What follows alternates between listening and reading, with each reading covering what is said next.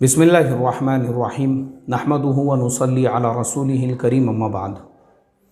मोहतरम भाइयों, बुज़ुर्गों, दोस्तों, ये हमारा इस्लाही मुआशरा का 1177वां सबक है। मोहतरम दोस्तों, 1176वें सबक में यानी कल के ही सबक में हमने इस्लामिक बैंकिंग और इस्लामिक फ़ाइनेंशियल सिस्टम कैसे कामयाब है और उसके कंपैरिजन में जो नॉर्मल कॉन्वेंशियल बैंकिंग दुनिया में चल रही है, जिसकी बेस, जिसकी बुनियाद सूद और इंटरेस्ट पर है, वो कैसे फेल है, हमने बहुत सारी मिसालें देकर आपको बताया था। बहुत सारे लोगों की तरफ से बहुत से सवालात आए, बहुत से कमेंट्स आए, तो आज मैं आप लोगों को उन लोगों के सवालात और इंशाल्लाह कोशिश करूँगा उनको इत्मीनान बख्श जवाब देने की। पहला सवाल बेंगलुरु से जिन साहब ने ये सवाल किया है, उनका कहना यह है, बोले मौलाना साहब, आपने इस्लामिक बैंकिंग के इतने फ़ायदे बतलाए हैं, लेकिन हमारे बेंगलुरु में तो इस्लामिक बैंक वो पूरी तरह से फ़ेल हो गया। हमारे यहाँ पर तो इस्लामिक बैंक की शुरुआत अच्छे खासे तरीक़े से हुई, लोगों ने करोड़ों रुपया उसमें लगाया, फिर पता नहीं बाद में जो है वो बैंक बंद हो गया, चलाने वाले कहीं पे फ़रार हो गए और करोड़ों रुपया जो लोगों का था वो डूब गया। इसका ज़िम्मेदार कौन है? जिन भाई साहब ने ये सवाल किया है, यासीन ख़ान उनका नाम है। यासीन ख़ान साहब, सबसे पहले तो मैं आपको ये बतला दूं कि देखो, इसमें इस्लामिक बैंक का कोई कसूर नहीं है। इस्लाम का जो सिस्टम है, इस्लाम का जो निज़ाम है, इस्लाम का जो तरीक़ेकार है, वो हमारे सर आँखों के ऊपर। दुनिया भर में इस्लामिक बैंकिंग इतने सक्सेसफुल और इतने कामयाब तरीक़े से चल रही है। अब मैं आपको उसके कुछ एग्ज़ाम्पल्स देता हूँ। आप मुझे बताइए कि यूरोप, अक्सरियत वहाँ पे किसकी है? क्रिश्चियंस की है। अमेरिका किसकी अक्सरियत है? गवर्नमेंट किसकी है? पूरा बातिल का वहाँ पे निज़ाम है। सूदी निज़ाम जो है पूरे यूरोप में, पूरे अमेरिका में, और वही निज़ाम को उन्होंने दुनिया के अंदर हावी करने के लिए एड़ी चोटी का ज़ोर लगा दिया कि हमारा सिस्टम, हमारा निज़ाम उन मुल्कों में चले। लेकिन जब लेहमन ब्रदर्स बर्बाद हो गया, इकोनॉमिकल क्राइसिस यूरोप में आ गई, अमेरिका के अंदर जब जो ये क्राइसिस आई, तो ख़ुद अमेरिकन लोग, यूरोपियन लोग, उनके समझ में ये आया कि ये जो सूदी सिस्टम है ये फ़ेल है। तो ख़ुद अमेरिका, यूरोप, वो इस्लामिक बैंकिंग की तरफ झुक गए और उन्होंने भी इस्लामिक बैंकिंग को इख्तियार किया। दुनिया के कई ऐसे डेवलप मुल्क है जहाँ पे एकदम सक्सेसफुल तरीक़े से इस्लामिक बैंकिंग का जो सिस्टम है, जो निज़ाम है, माशाल्लाह वो चल रहा है। तो आप मुझे बताइए कि इस्लामिक बैंकिंग, जो मैंने कल शेख सुलेमान अल राजिही का एग्ज़ाम्पल दिया था, इस्लामिक बैंकिंग पर ही अल्लाह ताला ने उनको इतना फाइनेंशियली जो है स्ट्रॉन्ग बनाया कि 12 लाख करोड़ रुपये यानी 6 billion dollar, 16 billion United states dollar उन्होंने जो है मदीना यूनिवर्सिटी को चंदा दे दिए। तो कौन सी बुनियाद पर दिए? उन्होंने इतने सक्सेसफुल तरीक़े से चलाए। यूरोप में चल रहा है, अमेरिका में चल रहा है, मलेशिया में है, इंडोनेशिया में है, और बहुत सारे मुल्कों के अंदर आपको इस्लामिक बैंकिंग मिलेंगी। यहाँ तक कि दुनिया के जो ब्रांडेड बैंक है, बहुत सारे ब्रांडेड यानी जिनको ब्रांड समझा जाता है, उन बैंकों के भी 2 टाइप के निज़ाम चलते हैं। एक तो उनका कन्वेंशनल बैंकिंग चलती है, और उन्होंने भी जो है जब देखा कि भाई पब्लिक इस्लामिक बैंकिंग में ज़्यादा इन्वेस्टमेंट कर रही है, तो मुझे आप बताओ, ख़ुद अंग्रेज़ों के अपने बैंकों के 2 निज़ाम चल रहे हैं, उन्होंने भी फिर एक सिस्टम इस्लामिक बैंकिंग वाला अपने यहाँ पे शुरू किया। आप मुझे बताइए। तो यूरोप ने एक्सेप्ट किया, अमेरिका ने एक्सेप्ट किया, और पूरी दुनिया में ये निज़ाम जब चल रहा है, तो आपके शहर बेंगलुरु में, जैसे आपने एग्ज़ाम्पल दिया कि इस्लामिक बैंक के नाम पे बैंक शुरू हुआ और फिर वो बर्बाद हो गया, ऐसा क्यों? तो इसमें कसूर इस्लामिक बैंक का नहीं है। जिन लोगों ने बैंक की बुनियाद रखी थी या जो लोग वो बैंक चला रहे थे, वो उसके लिए ज़िम्मेदार हैं, वो उसके लिए कसूरवार हैं। क्योंकि हमारे मुल्क में देखो, सही ढंग से अगर आप किसी निज़ाम को, किसी सिस्टम को चलाना चाहे तो चला सकते हैं, लेकिन जितने भी फाइनेंशियल लॉसेस हुए हैं माजी में, अगर हम देखेंगे ऐसे जितने भी जो लोगों ने मुसलमानों के फाइनेंशियल मुसलमानों को मजबूत करने के लिए जो बिज़नेस शुरू किए थे, जो कारोबार शुरू किए थे, उन कारोबारों को अगर आप देखेंगे तो उनकी शुरुआत बहुत अच्छे तरीक़े से हुई। लेकिन जब उनके पास में कैश का फ्लो बहुत ज़्यादा हो गया तो गलत तरीक़ों में उन्होंने वो पैसा लगाया। अभी जैसे मिसाल के तौर पे आपके ही बेंगलुरु शहर में एक और कंपनी IMA जो कंपनी बर्बाद हुई है, किस बुनियाद के ऊपर? अच्छा खासा कारोबार चल रहा था, माशाल्लाह पूरा सिस्टम अच्छे तरीक़े से चल रहा था, लेकिन उस सिस्टम को चलाने वाले जो शख्स थे मंसूर खान साहब, उनको एक शौक़ पैदा हुआ कि मैं भी पॉलिटिशियन बनूं, मैं भी पार्टी में जाऊं, मैं भी सियासत में हिस्सा लूं। तो उनके इस शौक़ ने उनको बर्बाद कर दिया। क्या ज़रूरत थी? आप मुझे बताइए कि भाई आप ऑलरेडी सक्सेस हो चुके हैं बिज़नेस की लाइन में, कौम ने आप पे भरोसा किया है और अल्हम्दुलिल्लाह आप जो है सक्सेसफुली लाइफ जी रहे हो। ज़रूरत क्या थी? वो जो सारे मसाइल सामने आए कि इन्होंने 500 करोड़ रुपये जो उम्मत ने, जो कौम ने इनके पास में अमानत के तौर पर बिज़नेस में इन्वेस्टमेंट किया था, उसी पैसे को इन्होंने जो है एक पॉलिटिकल पार्टी के लीडर को दे दिया और टिकट के ये उम्मीद रखने लगे और इनको बाद में ना टिकट मिला और ना ही जो है ये इलेक्शन जीत सके और ना ही जो है वो जो पॉलिटिकल लीडर था उसने इनके पैसे लौटाए। तो मुझे आप बताइए इसके लिए कसूरवार और ज़िम्मेदार कौन है? प्रॉब्लम हमारे मुल्क में यही होता है और ये एक मिसाल नहीं है। बहुत सारे लोग जिनके अपने भी पर्सनल कारोबार बिज़नेस उन्होंने अच्छे से शुरू किए, डेवलप किए, बाद में उनको भी शौक़ पैदा हुआ कि मुझे भी पुढ़ारी बनना है, लीडर बनना है, पॉलिटिकल बनना है। अरे भाई, आपको अल्लाह ताला ने एक सलाहियत दी हुई है, आप अपनी सलाहियत को बिज़नेस पे लगाइए और अच्छा बिज़नेस डेवलप कीजिए, उसको और अच्छे तरीक़े से चलाइए। मगर ऐसे लोग जो ऑलरेडी बिज़नेस की लाइन में सक्सेसफुल और कामयाब हो चुके हैं, अब वैसे लोग जो बाद में पॉलिटिक्स के अंदर पड़े तो उन्होंने क्या किए, ख़ुद तो बर्बाद हुए ही और उम्मत को भी बर्बाद करके छोड़े। इसीलिए वो शायर ने कहा है कि हम तो डूबे हैं सनम, तुमको भी ले डूबेंगे। ख़ुद तो बर्बाद हुए ही थे, ख़ुद तो डूब गए थे, उसके बाद में उम्मत को भी लेकर डूब गए, उम्मत के पैसे का भी इन्होंने नुकसान किया। तो हमारे मुल्क में प्रॉब्लम ये होता है, इस वजह से ऐसे कारोबार, ऐसे बैंक्स वो सक्सेस नहीं हो पाते हैं क्योंकि चलाने वालों की नीयतें कुछ दिनों के बाद उसमें खोट पैदा हो जाता है, उसमें नक्स पैदा हो जाता है, उस नीयत के अंदर बिगाड़ पैदा हो जाता है और पैसा जब ज़्यादा हो जाता है तो फिर वो पैसे को गलत तरीक़ों पर लगा देते हैं, उसमें लॉस होते हैं, उसमें नुकसानात होते हैं और उसके बाद में जो है वो ख़ुद तो डूब जाते हैं, पूरी कौम को भी साथ में लेकर डूबते हैं। इसलिए हमारे यहाँ पे सक्सेसफुल नहीं होता है।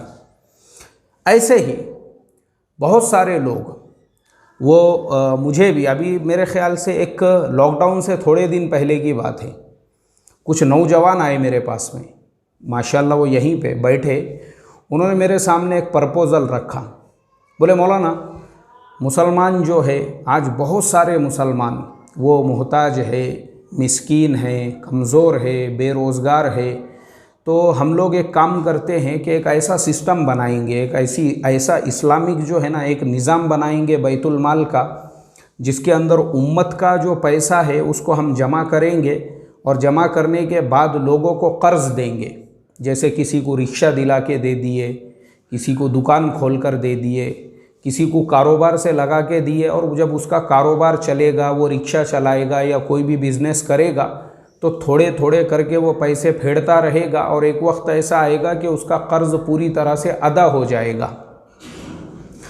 मैंने उन लोगों से ये कहा, मैंने कहा ये तरतीब 100% फेल है। क्या कहा मैंने? जो मशवरा आप दे रहे हो, आप अपने जेब के 1-1 लाख रुपये लगाना चाहते हो और ये सोचकर कि लोगों को उनके पैरों पे आप खड़ा करोगे, लेकिन ये तरतीब फेल है। उन्होंने कहा कि मौलाना ऐसे कैसे ये तरतीब फेल है? मैंने कहा इसलिए फेल है क्योंकि हम इंडिया में रह रहे हैं, तो हमारे मुल्क के अंदर फाइनेंशियली पैसों के एतबार से अभी क्या हो चुका है कि जिन लोगों को कर्ज़ा लेने की आदत पड़ गई, उधार लेने की, तो उनकी ज़िंदगी ही उधार बन गई हुई है। उनके ऊपर किराना वाले का उधार, उनके ऊपर सब्ज़ी वाले का उधार, उनके ऊपर गोश्त वाले का उधार, मतलब ऐसा कोई भी बाकी नहीं रहा होगा। ससुरे का उधार, दामाद का उधार, बहनोई का उधार, साले का उधार, साड़ू का उधार, बेटे का उधार, बाप का उधार, बहन का उधार, साली का उधार, साले का उधार, पूरे महल्ले का उधार। तो जिसको उधार लेने की आदत पड़ गई, अगर उसको पता चले कि कोई ऐसा निज़ाम चालू हुआ है, वो आपके यहाँ पे भी सबसे पहले उधार लेने के लिए पहुँच जाएगा। उसको मालूम है उधार तो लेना है, देना नहीं है अपने को। ये हाल है, मैंने कहा। तो आप कभी भी सक्सेस नहीं होंगे, इसलिए कि मैं आपको इसलिए बता रहा हूँ, बहुत सारे लोगों ने, बहुत से गाँवों में, बहुत से बस्तियों में, बहुत सारे शहरों के अंदर ये निज़ाम शुरू किए करने के लिए, लेकिन थोड़े दिनों के बाद में वो निज़ाम फेल हो गया, ख़त्म हो गया, बंद हो गया। क्यों?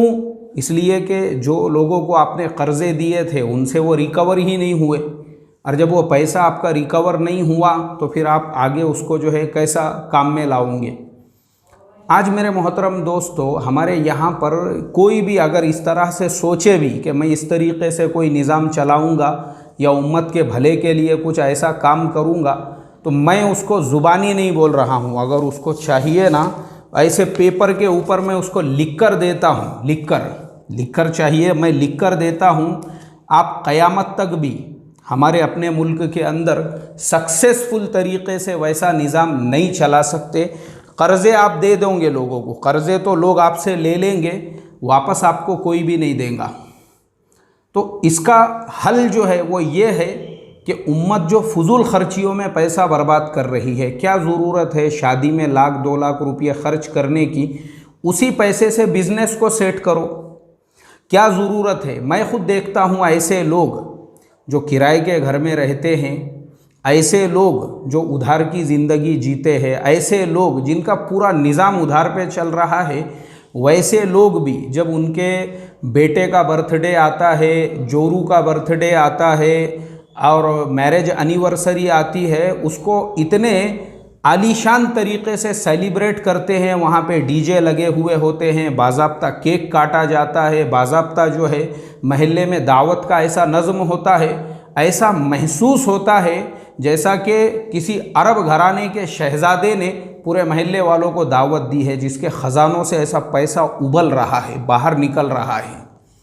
और तहक़ीक़ करने पे पता चलता है नहीं हज़रत कर्ज़ों में गोते मार रहे हैं, गोते। लेकिन उसके बावजूद भी हज़रत को शौक़। क्या करेंगे आप? अल्लाह हिफाजत फरमाए। तो हमारे मुल्क में ये मसला ही है, बहुत बड़ा मसला है ये कि कर्ज़ लेंगे, लेकिन जो देने वाले हैं ना, देने वाले, मैं ख़ुद आपको बताता हूँ, ऐसे भी बेचारे लोग हैं, अल्लाह रहम करे, कर्ज़ लेके बैठे हुए हैं पूरे महल्ले से, बस्ती से, लेकिन उनके अंदर का जो अकड़ है, उनका जो ईगो है, उनका जो एटीट्यूड है, उसमें ऐसा रत्ती बराबर भी फ़र्क नहीं आना चाहिए। उनकी सोच ऐसी है, रत्ती बराबर भी। जिसने कर्ज़ लिया, यानी जिससे कर्ज़ लिए, वो कर्ज़ जो है मांगने वाला, वो आजीज़ी से इनसे कर्ज़ मांग रहा है, और ये क्या बोलते हैं? बोले यार समझ में नहीं आ रहा, अल्लाह ताला की मर्ज़ी क्या है मेरे ऊपर, क्या अल्लाह ताला की मर्ज़ी है? बोले यार अल्लाह ताला, यानी जब देने का वक्त आया तो हर बात को अल्लाह ताला से जोड़ रहे हैं, लेकिन अपना जो मिजाज है उसमें रत्ती बराबर भी नहीं। वही 60-70 हज़ार का मोबाइल बराबर है, गाड़ी जो थी पहले 1-1.5 लाख रुपये की, कोई फ़र्क नहीं आएगा उसके अंदर। लाइफ स्टाइल के अंदर ऐसी झुलडी नहीं आना चाहिए कपड़ों के ऊपर, एकदम टाइट पोजीशन, रत्ती बराबर फ़र्क नहीं। जहाँ पहले जो है 30-40 रुपये की चाय पीते थे, उसमें भी कोई फ़र्क नहीं है। मिजाज में कहाँ से फ़र्क आएगा? नवाबीपन के अंदर 5 रुपये वाली चाय नहीं चलेंगी, अभी भी 30-40 वाली ही चाय चल रही है। पान टपरी भी वो फिक्स है, जहाँ पे 10 रुपये का गुटखा मिलता था वहीं से लेंगे। क्यों? मिजाज में फ़र्क नहीं आन देंगे अपने। लेकिन जो कर्ज़े देने वाले हैं, जिनका देना है, जिनसे लिए है ना, उनको देते टाइम पे उसको अल्लाह से जोड़ेंगे। अल्लाह की क्या मर्ज़ी है? बोले यार समझ में नहीं आ रहा मेरे। और गैरतमंद इंसान, जो गैरतमंद होता है ना, वो क्या करता है? वो लात मार देता है, वो 60,000 के मोबाइल को बेच देगा, गाड़ी बेच देगा कि किसी ने मेरे से मांगना नहीं, तकाजा नहीं करना। इसको गैरत वाला इंसान बोलते हैं। और जो मुर्दा हो गया हुआ रहता, बेहिस हो गया हुआ, जिसका मर गया हुआ रहता, तो आज हमारे यहाँ पे यही हाल होया हुआ है। यही हाल होया हुआ है कि जो ये सोचते हैं कि हम लोगों को कारोबार काम से सेट करेंगे और फिर उनसे पैसे आएंगे, उसको चलाएंगे, फेल है वो लोग, फेल। क़यामत तक भी आप उसको सक्सेसफुली नहीं चला सकते, क्योंकि जिसने एक बार पैसे लिया, कर्जे लिया, गया वो। हमारे बचपन में हमको एक सबक था, ही गोइंग, ऐसा गोइंग के बस गोइंग इज गोइंग। एक बार वो जो गया नहीं आता वापस, वो जिसने आपसे कर्जा लिया, ये हाल है। और कई लोग जिन्होंने कर्जे दिए थे, अभी मैं रमज़ान के महीने में पढ़ रहा था, एक मुसलमान साहब का कत्ल हो गया एक ऐसे शहर में जो ख़ुद मुसलमानों का शहर है। तहकीकात हुई, लोगों को जब पकड़ा गया तो मारने वाले भी दोनों मुसलमान ही थे।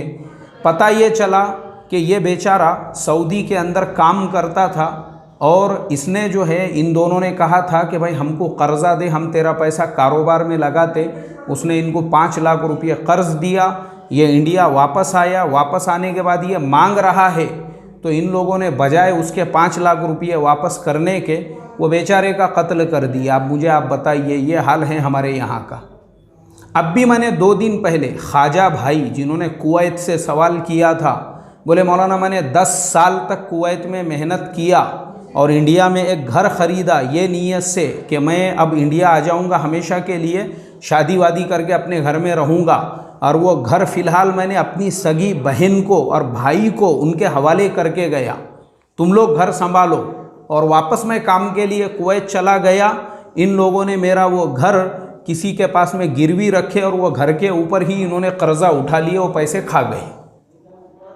ये हाल है। तो मुझे बताओ ना, जिस मुल्क में ऐसे लोग रहते हो जो सिर्फ़ कर्ज़ लेना जानते हो, वहाँ पे इस्लामिक बैंकिंग हो, वहाँ पे नॉर्मल बैंकिंग हो, कोई भी बैंकिंग सक्सेसफुल नहीं हो सकती है। अल्लाह हिफाजत फरमाए। इस्लामिक बैंकिंग कहाँ सक्सेसफुल होंगी? वो सहाबा की औलादे है, अरब लोग। वो गयूर कि किसी से कर्ज़ लिए जान चली जाए अपनी, लेकिन किसी ने अपने सामने तकाजा नहीं करना चाहिए। भले अपने को गाड़ी बेचना पड़े, घर बेचना पड़े, ज़रूरत पड़ी तो अपने बदन के कपड़े बेचना पड़े, लेकिन किसी ने 1 रुपया, जिसने कर्ज़ यानी जिसका है, उसने मांगना नहीं अपने से। गयूर लोग हैं वो। गैरत ऐसी कूट कूट के भरी हुई है उनके अंदर। तो इसके लिए वहाँ पे ये सारे निज़ाम इतने सक्सेसफुल तरीक़े से चलते भी है। तो हमारे यहाँ पे यह हाल है। अल्लाह हिफाजत फरमाए और अल्लाह ताला हम तमाम को अपने मुआमलात, क्योंकि हमने तो खाली इबादतों को इस्लाम का हिस्सा समझा ना। नमाज को हम लोग इस्लाम समझते हैं, रोज़े को हम इस्लाम समझते हैं, हज को हम इस्लाम समझते हैं, माशाअल्लाह, और बड़ी बड़ी बातें उसको हम इस्लाम समझते हैं। मुआमलात को कहाँ इस्लाम समझे हमने?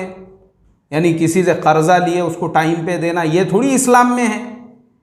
बिस्सी के पैसे उठा के खा जाने का, ये थोड़ी इस्लाम में है। किसी का रिक्शा किराए से लिए उसके पैसे देने का नहीं, घर पे किसी का किराए से लिए 6 महीने रहने का, बाद में छोड़ के भाग जाने का, ये थोड़ी इस्लाम में है। मुआमलात वाला इस्लाम ये मालूम ही नहीं अपने को। इसके लिए इस मुल्क में मुसलमान जो ये सारे हालात का शिकार है ना, इसी वजह से है। इनको खाली इन्होंने इबादतों वाले इस्लाम को इस्लाम समझा, मुआमलात वाले इस्लाम से इनका कोई लेना देना नहीं है। अल्लाह रहम फरमा। अस्सलामु अलैकुम वरहमतुल्लाहि वबरकातुहू।